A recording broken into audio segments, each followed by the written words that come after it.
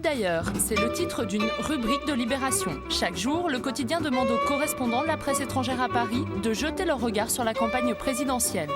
Une bouffée d'oxygène dans la presse française. On est plutôt très content de l'opération, c'est-à-dire qu'on trouve que c'est intéressant, que ce n'est pas des banalités, que c'est un vrai regard assez acéré, assez distancié, que c'est des bonnes idées. La plupart du temps, il frappe assez juste. Oui. Et voilà comment une journaliste allemande nous dit que la presse en fait trop sur l'insécurité.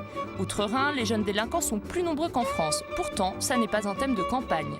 La Belge Joëlle Meskins, elle, regrette les campagnes passées, celles où le fond l'emportait sur la forme.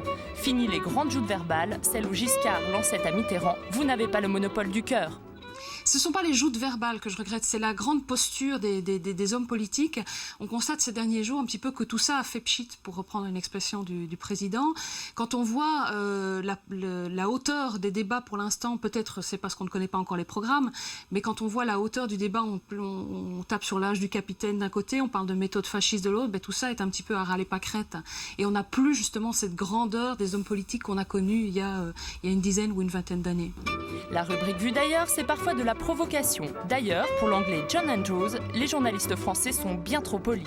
Lui traite les candidats de dinosaures. Il écrit « La France est pratiquement le seul pays, hormis la Chine, le Japon et le Vietnam, dans lequel les principaux candidats sont les mêmes depuis 3 décennies. » C'est un peu provoquant, mais je pense que c'est bien de faire la provocation. C'est un devoir pour la presse. Les journalistes dans les pays anglo-saxons sont appelés de temps en temps the fourth estate, la 4e institution démocratique.